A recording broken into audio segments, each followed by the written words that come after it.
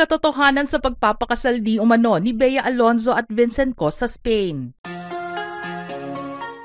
Ilang linggo pa lang nga ang lumilipas matapos na mapag-usapan ang tungkol sa di umano'y namumuong relasyon ng A-lister actress na si Bea Alonzo at ng billionaire businessman na si Vincent Co. May ilang beses din kasi silang nakitang magkasama sa mga bakasyon nila noong April. Ang bansang Spain ang sinasabing isa sa mga pinaka-memorable trips nilang dalawa dahil wala silang takot na magpakita sa mga tao at kahit makuhaan sila ng litrato ay okay lang sa kanila. Tila wala rin silang itinatago sa publiko. Sadyang pinili lang nilang hindi ito ipagkalat dahil mapapansin naman na iba ang galawan nila kapag magkasama. Ang isa sa mga nagkumpirma ng kanilang relasyon ay ang pagkakapareho ng mga post nila sa social media. Kahit ang mga post ni Bea ay patungkol sa kanyang ini-endorsong sariling negosyo na may kinalaman sa pagta-travel, nagbigay pa rin ito ng mga clues sa netizens na siya nga ang mysterious girl na kasama ni Vincent sa kanya namang mga uploads. At kahit naka-private na ang social media account ng billionaire businessman, bago pa ito mangyari ay nakuha na ng ilang mga sources ang mga litrato na magpapakita na masaya silang magkasama ni Bea sa Holy Week travel nila. Nakita rin silang magkasama sa Suvarnabhumi Airport sa Thailand noong mga nakaraang linggo lamang. May nakapagsabi na sinamahan ni Vincent si Bea sa kanyang trabaho sa nasabing bansa. Senyales na rin ito na tila mayroon nga silang ugnayan sa isa't isa. Pero kasunod ng mga usapin tungkol sa bagong relasyon o love life ni Bea, kahit wala pang makukuhang kumpirmasyon tungkol dito mula sa aktres, mainit naman na pinag-usapan ang tungkol sa di umano'y pagpapakasal nilang dalawa sa bansang pinuntahan nila sa kanilang bakasyon. Nabanggit din na ang mga litratong lumabas sa kanilang mga social media na ang iba ay nakashare lamang sa mga kaibigan nila ay pre-wedding shoot na nilang dalawa na ginawa sa Spain. Matatandaan din na may lumabas na balita na dinala di umano ni Vincent si Bea sa vineyard na pagmamay-ari ng kanilang pamilya. Pero hindi naman tinukoy kung ito ang isa sa mga pinagdausan ng kanilang prenup photoshoot. May nakalabas din ng mga usap-usapan na nitong mga nagdaang araw ay ginawa na rin ng negosyante ang kanyang pamamanhikan sa pamilya ng aktres. Sinasabing magkakasama ang dalawang pamilya sa tahanan ng negosyante sa Dasmariñas na ginawa talaga nilang pribado at eksklusibo lamang para sa mahalagang pagtitipon noong araw na iyon. Ang kasal daw nilang dalawa ay nakaschedule sa October 2025. Pero wala namang makapagkumpirma sa impormasyong ito. Lahat nga ay tikumpa ang bibig sa isyong ito. Sa paglalarawan naman daw ng mga kaibigan ni Bea sa bago nitong minamahal, breath of fresh air ito para sa aktres dahil sobrang layo nito sa mga previous relationship niya na alam ng publiko at mga kapwa nasa entertainment industry din.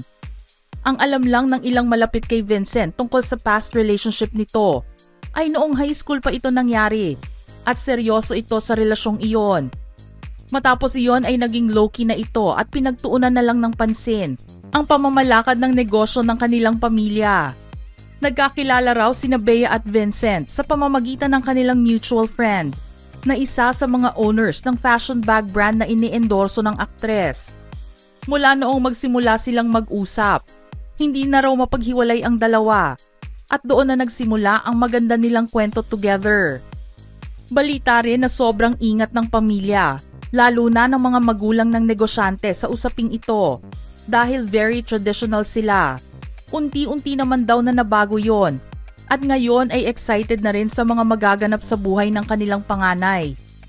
Napag-usapan din ang tungkol sa prenup na sa tingin naman ng marami ay very standard na sa mayayamang pamilya. Pero may ilan ang nagsasabing hindi na ito kinakailangan dahil pagmamahal ang naging puhunan nila sa relasyong ito. Hindi pa nga malaman sa ngayon kung ano ang katotohanan sa kwento tungkol sa kanilang relasyon, pagpapakasal at pagbabakasyon ng magkasama. May ibang mga sources kasi ang nagsasabing hindi magkasamang lumipad patungong Spain sina Bea at Vincent. Nauna sa nasabing bansa ang aktres dahil sa photoshoot na gagawin nito sa kanyang ini-endorsong luggage. At ang totoo ay sumunod lamang daw si Vincent doon. Ang isa pang lumabas na balita ay nang malaman ni Vincent na may trabaho si Bea sa Spain Nagpadala na lamang daw ito ng pagkain para sa kanya at mga kasama nito. Masasabi ngang very generous ang billionaire businessman dahil hindi iyon ang unang beses na ginawa niya ang ganoong bagay para kay Bea. Kung inyong maaalala, may balitang lumabas na noong magkasakit si Bea habang nagbabakasyon ito sa Siargao, nagpadala di umano ng chopper si Vincent at ipinasundo si Bea para makauwi ito ng Maynila.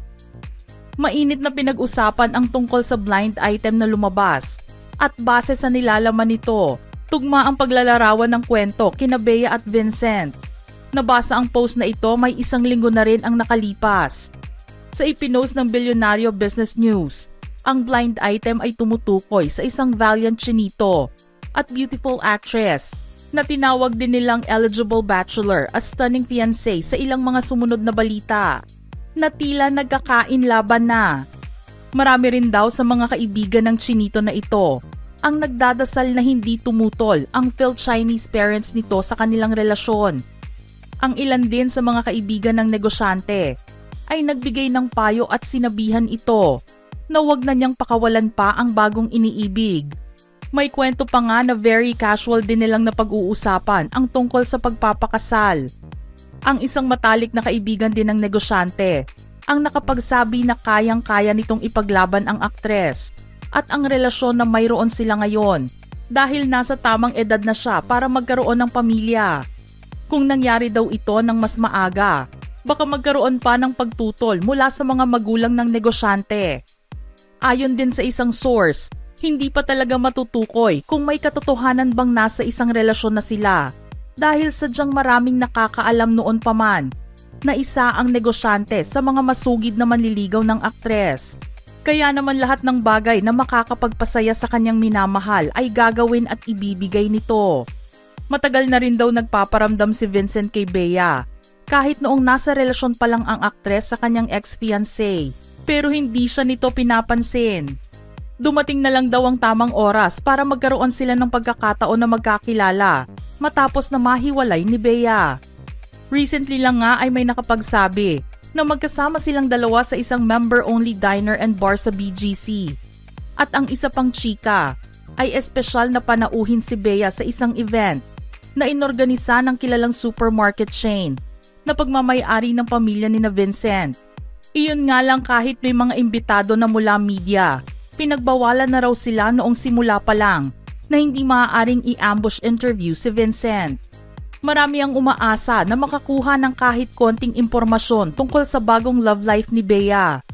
Pero mukhang mahihirapan ng mga ito dahil malamang naiiwas ng mga kasama ni Bea ang magiging tanong ng mga reporters at pakiusapan na gawin itong profesional at wag itong haluan ng personal na mga tanong. Kung ano't anuman malalaman din ang katotohanan nito kapag isang araw ay bigla na lang nagpasya si Bea na maglaylo o magpahinga na muna sa pag-arte. Ito kasi ang madalas na nangyayari sa ilang mga artista kapag ang napapangasawa nila ay galing sa pamilya ng mga alta, lalo na kung isa sila sa mga pinakamayamang negosyante sa bansa. Mga ka-showbiz peeps, gusto naming marinig ang inyong reaksyon sa ating istorya ngayon. Send in your thoughts in the comment section below.